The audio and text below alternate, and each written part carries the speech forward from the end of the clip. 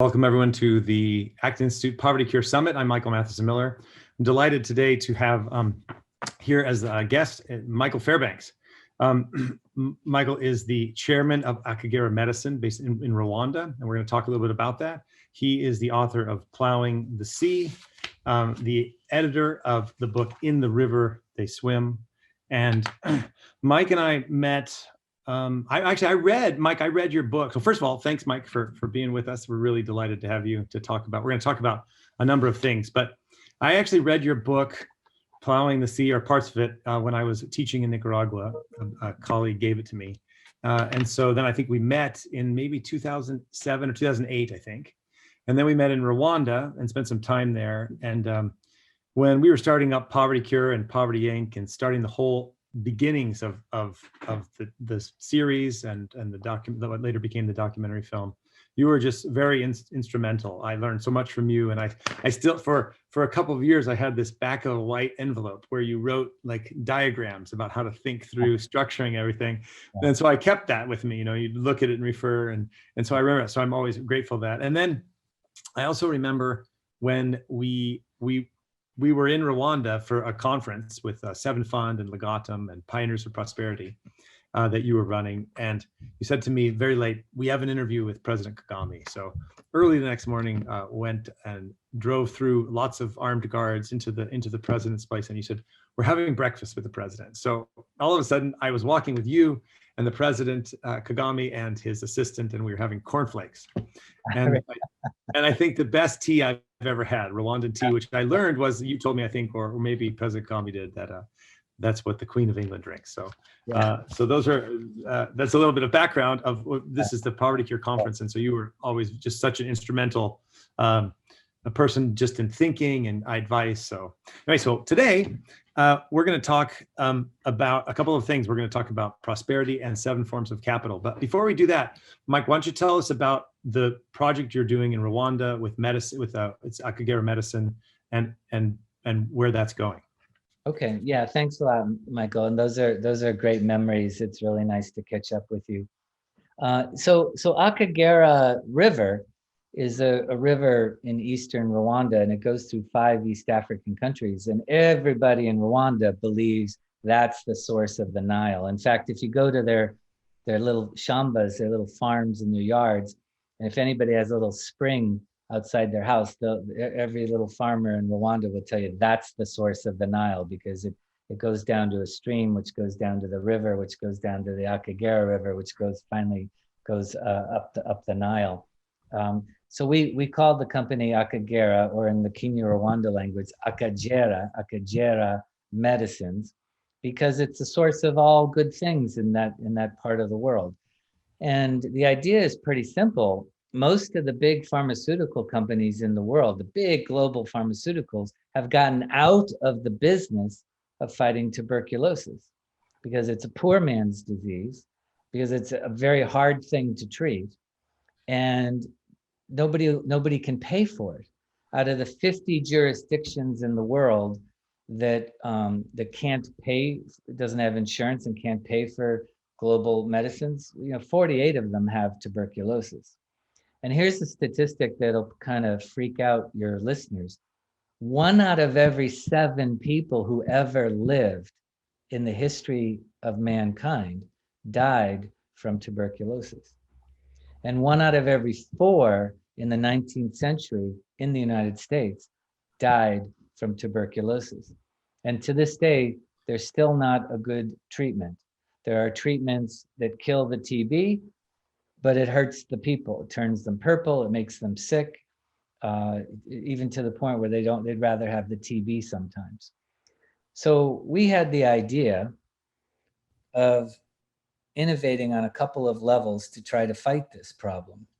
And one level was, we can't do the same thing that everybody who fights TB has tried to do, which is to create a toxic cocktail and give it to a person and hope that you kill the TB before you kill the person.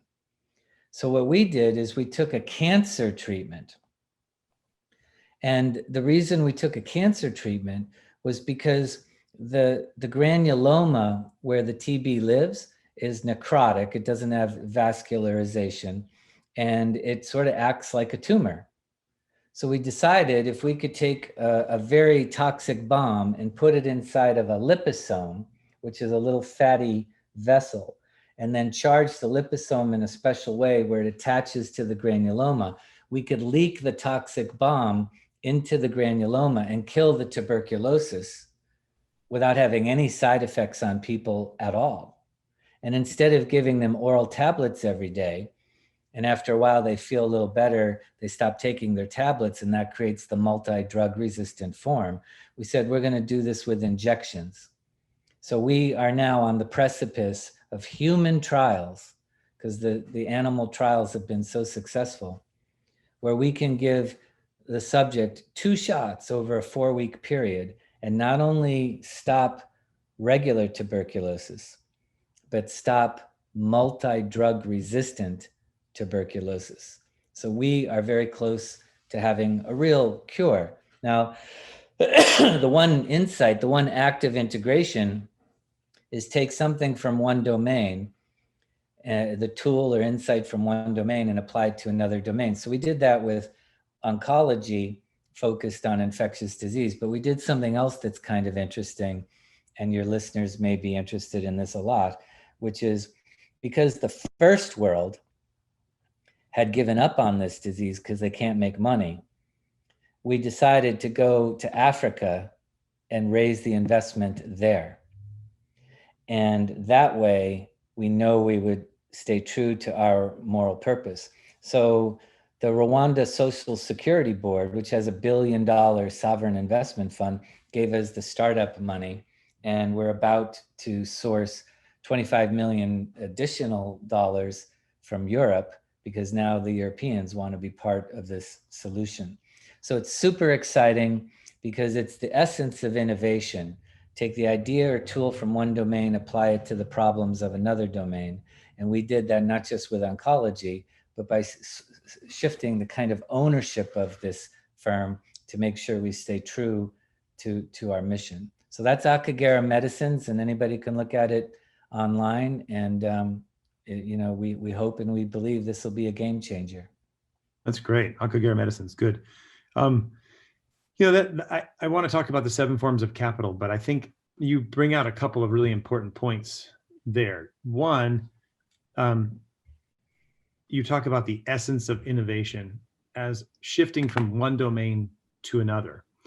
I think maybe we could develop that, but also maybe develop that in context of, you said that one of the problems is all these people have tuberculosis, but it's kind of not a first world problem anymore. So it's neither a social or medical problem, nor is it a financial opportunity. Right. That seems to be, I think, broadly something that we should be paying attention to throughout the developing world. Yeah. Not just in medicine, but in other areas, where in a sense there's forgotten things or things that aren't in our kind of field of vision because either they're not financially profitable in our own understanding, right, or needed. Are there any things that you think are really important that people should be paying attention to, I mean, broadly, or other interesting areas where this domain shift and this innovation is taking place? Yeah, I mean, the second thing that occurs to me, and it's right on target from the list of things you said you want to talk about, is how does an African nation, for example, be true to its own experiences and values, and yet integrate each of its citizens into global domains of industry, education, medical care, finance, etc.? How do you be true to yourself as a culture and a community, and as a language system that reveres certain things about the past, but some of those things about the past are inconsistent with integrating with where the rest of the world is going? And Rwanda has figured this out in a really interesting way, because Rwanda doesn't go out and look for Harvard economists and world bankers and people like you and me to come and tell them what to do. They're willing to listen, they're willing to learn, but they rarely do what someone like us tells them to do. And so what they've done is they've built modern institutions on their traditional values, which at first blush seems inconsistent. But here's what they figured out, that when they had a problem of justice or a problem of poverty or a problem of medical care, they said to themselves, somewhere in our ancient history, we have solved something like this. Let's go find out what that was. Let's bring it back from the past, sometimes 500 years ago, 200 years ago, 100 years ago. Let's bring it up to now. We'll use the same vocabulary, the same names, and then we'll adopt some of the best ideas from around the world now. Now, if it's rooted in our own values, we have ownership over it, our language system is comfortable with it, and we can diffuse the idea very quickly through the countryside. But if we integrate it with some of the best ideas in the world, then we can create a modern nation. So Rwanda has so many examples of this, and I think you even know a lot of them, Michael. You know, Imihigo is an ancient system of awarding, giving awards to athletes. But what they did is they turned that into a modern performance evaluation system, so that everybody in the country has an imihigo with their boss, an imihigo with their community, even an imihigo with the president. And it's a contract that says that you're going to do something very specific over the next 12 months, and that you can be relieved of your duties if you don't achieve that. Even myself and my wife, we have imihigos with the president of Rwanda that says, our duty is to explain Rwanda to Americans and America to Rwandans. And we must do that every year, or we'll be in violation of our contract. So this imihigo, this ancient system, has now been modernized and upgraded and codified so that everybody in the country knows what it is and everybody adheres to it. Another one is Jirinka, which is where it means give a cow. Jirinka means give a cow. And what the Rwandans do is they give a cow to every poor family in the country. And that gives them protein, it gives them milk for the babies, and it gives them a little capital market, right? A little savings account, as a cow is capital in rural Rwanda. But they have an obligation, and the obligation is when the first little cow is born, you must give it to your closest neighbor, especially if your neighbor had once been a victim or a perpetrator of the genocide. So now you're taking a cow that was a bank account and a source of protein and prestige, and you're turning it into something that builds interpersonal trust in their society. That's a modern institution on traditional values and language system. It's genius. So yeah. You don't hear IMF programs in Rwanda. You hear Jirinko and Imihigo. Well, I mean, it is. I mean, there's so many directions we could go because it is genius. I mean, it's the essence of innovation that you talked about. I mean, I think, you know, I don't want to go too far down this point because I want to stay on our track, but I think in many ways it's something that I would say the modern West could learn from, because in so many ways in our kind of enlightenment, empiricist rationality, we've benefited from certain elements of the scientific method, but we've also reduced reason to the empirical, which works when you're specifically doing empirical things, but it's incoherent on its own terms, right? You can't empirically verify that reason is only what's empirically verifiable. It's incoherent. And there's all these things, like if you kind of think about it in like a Burkean idea of kind of the partnership between the living, the dead, and the yet to be born, or this idea of heuristics or trial and error, like looking back and saying, well, there's so many insights that we have in what you call the pre-modern West, which actually created in some ways well, not in some ways, which really created the foundations for a lot of the ideas that we take for granted. Yeah. But we've lost the sense of their origin. And so it's like a reduced concept. And I think what's really striking there, I want to think about this more, is just how this idea like Imahigo or Jirinka, in a sense is a way to teach the West, yeah. Right, in this shift. The way we have to go back sometimes, maybe we've reduced the way we look at our problems. So we take, for example, I talk about this a lot, we ignore the invisible. We take for granted, like, for example, the dignity of work, why work matters. Right, right. not just because it's utility, but because it reflects our creative nature, however. And I think there's a whole ways we can go there. So that's interesting. But let me, if you can comment on that if you want, but then I'll ask another question. But maybe you have a. No, I think you're right. And I mean, the poor inference from what we're talking about would be that the Nigerians and the Bolivians should do Jarinka also, but that would be incorrect. That means we're not really listening to it. It means the Nigerians and the Bolivians should look back into their own history and find out what worked for them during starvation, during war, during periods of infection, and then try to come up and modernize that concept and integrate it with the West. And to me, this could be one of Rwanda's great contributions to Well, yeah, I think that's interesting because in the same, and that's kind of follows the example I was giving, which is a little bit of the inverse, but that we're hyper modern, but we've forgotten maybe the sources of that capital. Yeah. And if you neglect the source of the capital, it dries up. And so you have to go back and go into your history. And I think what I like about that is that you can learn from others, but you can also learn from your own history and your own experience. And I think it's an interesting way of thinking. Yeah, I mean, just to tag team on that, we worship at the altar of innovation and prosperity now. And I've been in so many business meetings where people wanted to fire somebody or they wanted to take over a company and their rationale was, well, that's capitalism. We're capitalists. Right. Capitalism. We're economic animals. And my response is something that you and I and others used to talk about, which is no, capitalism isn't its own beautiful value system. Capitalism is a scalpel, and in the hands of a great surgeon, a force for good. But capitalism in the wrong hands destroys value, destroys community. It's a bad thing, and we've lost touch with that in our country.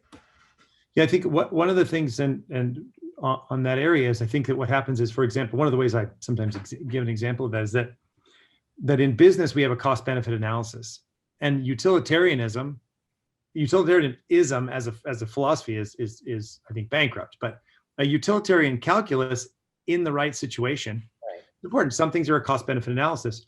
When we, in a sense, adopt a cost benefit analysis and we make it essentially a utilitarian way of seeing the world, then we do the very thing that you're talking about. We miss, in fact, that, say, capitalism relies upon not just clear title to land, but access to justice in the courts, ability to get your court case heard, commutative justice, so that there's an exchange that has justice and exchange, and that requires legal justice and then sometimes distributive justice. And all these things we kind of reduce. We forget that it was these ideas that helped develop capitalism, and we forget. We reduce, and maybe this is a reiteration of your point. We reduce capitalism to its most slight reduced technical part, but that's not how flourishing societies work. Right, and to the list that you made, I would add, successful capitalism relies on the hopes and aspirations about the future. Oh yeah, which is impossible to measure. In fact, when we talk about poverty, as you and I have many times, poverty isn't just a lack of shelter, nutrition, medical care, and education. Poverty is the dearth of aspirations. It's the scarcity of hope. And these are concepts that economists can't measure, so they don't talk about. Yeah, I think, two things on that are important. Like, one thing I often say is, poor people aren't poor simply because they don't have stuff. And so, like, the humanitarians as well, we'll just give you stuff. But poor people are poor primarily, and it's complex, obviously, but because they're excluded from these institutions of justice that enable them to create prosperity in their own families and communities. And so looking at the idea that you just laid out, I mean, it's not simply a matter of material things. There's hope, there's aspirations, there's trust, there's all of these things. And I think that's one of the problems of economics. I mean, economics is a very important science. We have to listen to it, and there's a lot of things to learn. But I think it's overly modeled itself on the physical sciences. But we're not dealing with planets or gears. We're dealing with human persons. who have hopes and aspirations and wants, and they're not all the same. And I think this goes back to your example of Rwanda, say, and Nigeria and Bolivia, that I would say that all human beings are a certain kind of thing, right? We have a nature of a certain kind, but we're not all exactly the same. We don't have all the same hopes and wants. And I think going into our culture and taking those seriously is really, and I think a real interesting contribution. I want to think about that a lot more. So anything else before we move? Like, you talk about the essence of innovation, maybe just develop that a little bit. I mean, there's probably people who are listening who want to do something to help poor people. They want to do something. And what you've done is you've kind of done two things. You did the domain shift from cancer to infectious disease, but you also did say like a commercial domain shift. And so oftentimes we think, oh, if, like I said before, poor people are in need, give them something. And then you say, let's rethink that. What would you say to people who do sense, want to go out and do something? What kind of direction would you give them as like a mental model for thinking? Yeah, I'll give them a very precise roadmap right now. And it's something I talk about at universities and I've written about, which is find the biggest public problem you can find. It could be housing, medical care, nutrition, education. Find the biggest problem you can find and try to solve it from the smallest private company, with 5 people, 10 people. Now, the reason for that is when smart people who are well motivated and aligned have a huge problem, they don't have any resources. They have to think of really innovative ways of doing things. So, I've got friends that run the global, fund for TB and malaria and HIV. They have a $22 billion fund. And they're a mess because they're fighting about where to spend the money and how to spend the money and who gets the fame. So when we started our company, we had nothing. We had zero.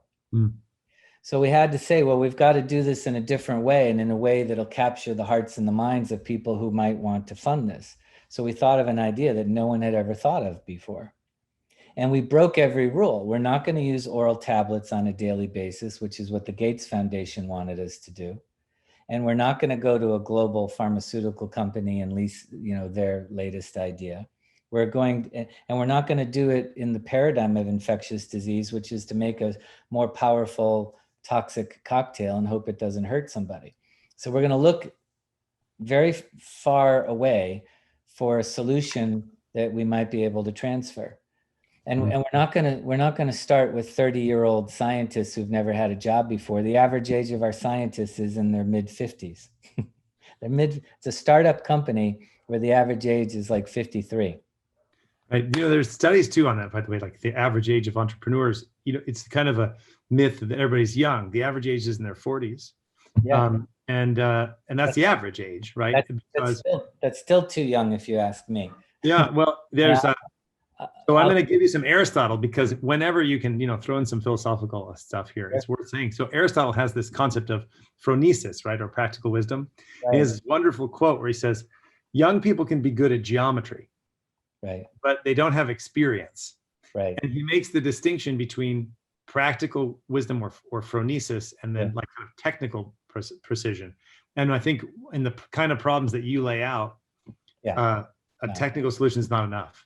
I've started a half a dozen companies, and I've done it with the precocious geniuses, and I've done it with the old lions. And the old lions get it done under budget, ahead of schedule, and done the right way. And the young geniuses, you're basically doing on-the-job training and failing a lot and hoping you have enough money that when they get through their multiple failures, you still have enough money to do it the right way. I've done it both ways. And the old lions is the way to go. And of course, I'm speaking as an old lion here, so you can make any appropriate discounts you want, but that's what Well, I'm a middle-aged lion. So for all people who are in their 50s and around their late 40s, early 50s, So I'm expecting the be best. inspired. I'm expecting a lot out of you over the next 10 years, way more than the last 10 years. Go right. I'm gonna I have to sign a what's it called? The You sign an Imahigo with me. Imahigo with you. That's right. So let's one other. So actually, let's go to this then. This is a piece that you wrote quite a long time ago. I think it's a very important piece on changing the mind of a nation. Oh, right. Yeah.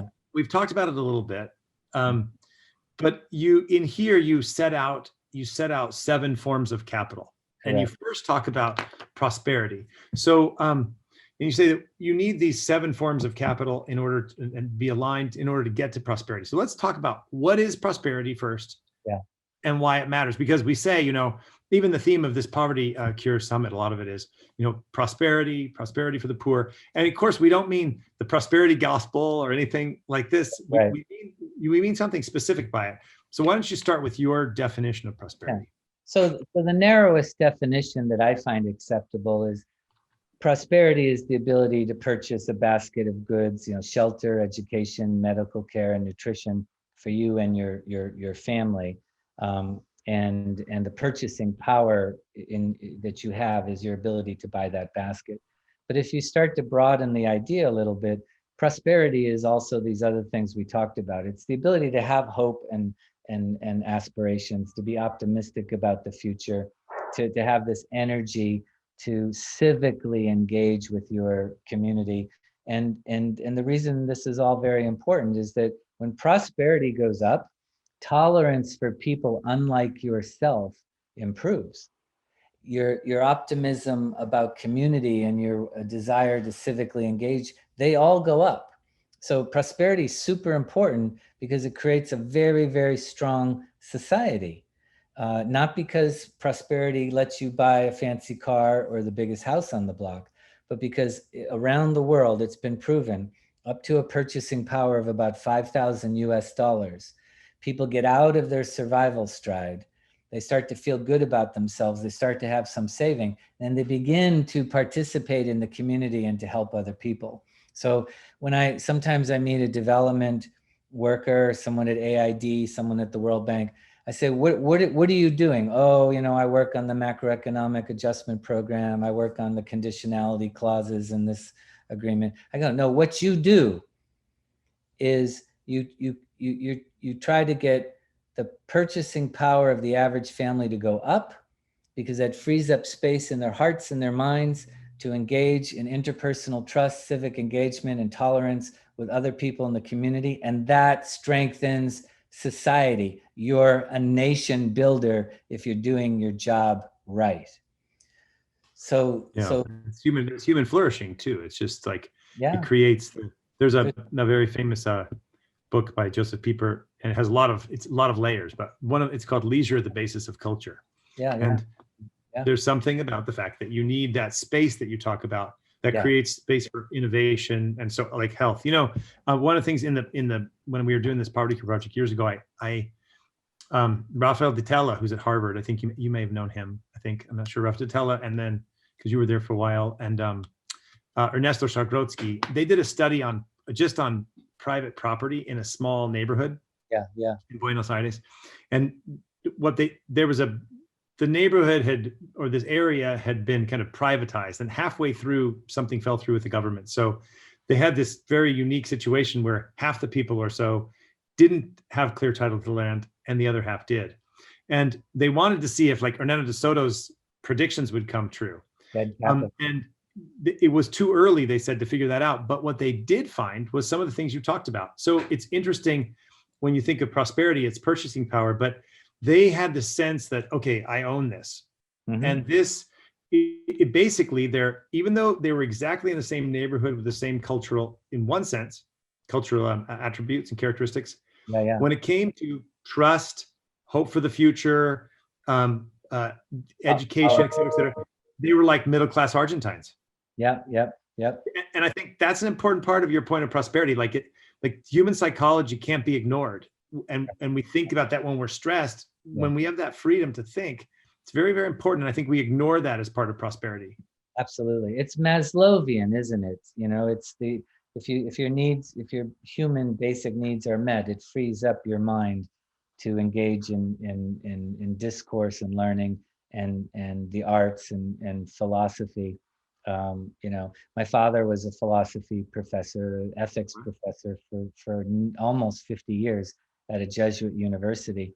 And he never understood that the university got to exist because accountants and lawyers and truck drivers and all these people Right. were paying taxes and tuition for their children so that he could write books about philosophy. And he always wondered, why would a businessman do that? And there was a certain contempt in his voice at times. And I didn't know enough as a young man. And only in his later years did I say, you live in a tax-free environment here. You know, people donate and people give tuition so that you are freed up to do things. And the economic class and the working class have conspired to create this academy for you. And it literally had never occurred to him that way. So it not only works in a person's mind, it works in a community that way as well. Right. Yeah. I mentioned this little piece I wrote called "Ignoring the Invisible," and we did a little project on the global supply chain of a cup of coffee, a cup of espresso, and it's just a 20-minute little video. And we went to Tanzania. We filmed in Germany at a roaster shop, at a grinder company that uses CNC machines with robotic arms. Yeah. And the espresso machine company, and then of course all the petroleum and for the plastic, and then transportation. And you walk into the coffee shop and you get a cup of espresso and you think it's water and beans. Right. And it's very complex. And Roger Scruton, the late English philosopher, had this line, the very famous Marxian quote about like freedom is hunting in the morning and doing literary criticism after dinner, right? Doing what you like. Right. And he said, well, who's going to publish the books? Right. For the literary criticism. And I think this goes to your point that there's these layers. And when we begin to think about what our prosperity looks like, and start to kind of peel back the layers, then we get, I think, a better insight into prosperity instead of just stuff. Well, and you can be crass about it too. I was talking to a very famous academic at Harvard, and she said, oh, I'd been an investment banker, but then I kind of found the true path, and now I'm at Harvard and I don't worry about commercial activities and I get to stay away from that whole world. And I said, what are you talking about? I said, Harvard is little more than a NASCAR with stamps all over it. I said, if you could sell the rights to that closet door to somebody right now, you'd endow that closet door. I said, there's no place more interested in money than Harvard University, where everything is for sale, where everybody has sponsorship. So don't say that you somehow don't have your fingers in the greasy till of commerce anymore. You're in it up to your elbows in this place. But there's an allergic reaction to considering the symbiotic relationship between true productive assets of society and the academy and the arts. They are impossible without each other. Right. I mean, and this is like, we see this even in economic history, like Florence, for example. Many people, we think of Florence as this beautiful place. People don't realize by 1200, this was 1100, 1200, 1300. It was what, in modern terms, a capitalist society. Now, it didn't have all the technology and the Industrial Revolution yet, but like scholars of the medieval period, Robert Lopez or Richard Goldwith say, there was this medieval commercial revolution. And so there's an interesting connection between the commercial development and then the artistic development. And as you got richer, you wanted to brand yourself with the artists around you as well. So yeah, absolutely. That's very good. So let's talk. So we've talked a little bit about prosperity, and I think thinking broadly, and I think that's connected too, because the way you do those domain shifts is you have to have the space to think. Yeah. So let's talk a little bit about the 7 forms of capital. What are they, and why are they important? So they're important because Some of them are easy to measure and easy to see, and some of them are impossible to measure and impossible to see. But the ones that are impossible to measure are the most important ones. And so let's talk about the 7. The 4 lesser forms of capital are, number 1, the basic factors that every nation or city or region has, right? Subsoil assets, sunshine, location, maybe some water. And typically in the history of man, history of humankind, we took those things out of the ground. We hardly processed them at all. We took them down to the river. They went somewhere, we got some money back, we took some more stuff out of the ground. And that simple asset conversion cycle made the owners of the process a little bit of money, and nobody else made any money. The second form of capital is man-made capital. So this would be, you know, boats and cars and satellite dishes and buildings and the road that you take things down.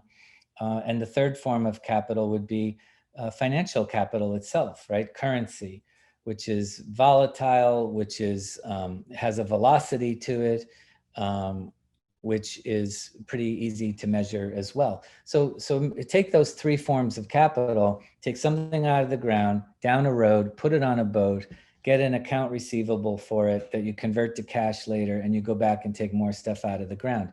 That's, you're not supposed to say this term anymore, and I hope I don't offend anybody. I'm trying to be more colorful than anything else, but that's a third world way of making money. And the harder you work, the poorer you get, until your society disintegrates under its own pressure, because the rich get richer and the poor get poorer in that kind of basic asset conversion cycle. So you start to say, well, what are the 4 superior types of capital that you can't see very well, you can't measure very well, but are very, very important, and are the difference between a poor country and a rich country, or a rich region? And those 4 forms of capital are, number 1, institutional capital, like rule of law, which is, you know, you use the term justice a few times. It's pretty easy to put justice in the higher forms of capital too. Rule of law, democracy, those would be clusters of related and supporting industry. These would be the institutional capital that's so vital to upgrading and improving an environment. Another one is knowledge capital. Databases, archives of information, just knowing how to do things, just knowing where information is. Joe Stiglitz won a Nobel Prize in economics by talking about the asymmetries of information. Paul Romer won a Nobel Prize by talking about the idea gap between nations. So knowledge is very important. And the next one is human capital, which is knowledge capital with feet, the ability to get on an airplane, go somewhere, learn something. It's the opportunity to invest with the possibility of infinite returns. Human capital, you know, absolutely essential. And another Nobel laureate, Gary Becker, said the only investment with the possibility of infinite returns is the investment in babies. But the final kind of capital that no one ever gets, because fish don't understand the water in which they swim, according to Einstein, is cultural capital. And there's types of culture. There's the museums and libraries and statues and books and music and food. That's the explicit articulation of culture. But the more important type of culture is a word you used earlier in our conversations, the mental models, the attitudes, the beliefs, the goals, the assumptions about the world, some of which are consistent with innovation, like a belief in competition or tolerance for new ideas, and some of which are inconsistent with innovation and inconsistent with prosperity, which is a reverence for the past just for its own sake, or low amounts of interpersonal trust, you know, high amounts of suspicion.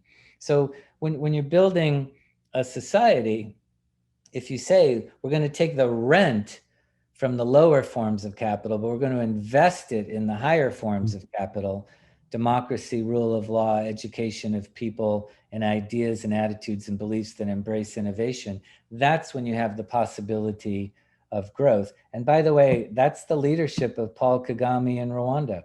He knows this stuff at some preternatural level that has enabled him to lead his country that way. He doesn't do anything unless he understands its impact on trust, the impact on the future, impact on how people see each other. I think it's interesting. I mean, that this levels of capital, because in some of the examples you give, like Becker, for example, I mean, it's a little bit of a reductionist way of thinking about a person, right? Yeah. Right. But when you go into the seventh form of capital, I mean, this is a little bit abstract, but I think it's relevant, and that is, we talk about in the West. We were talking about earlier. We were talking about like going back to your own understandings, or at least rekindling them.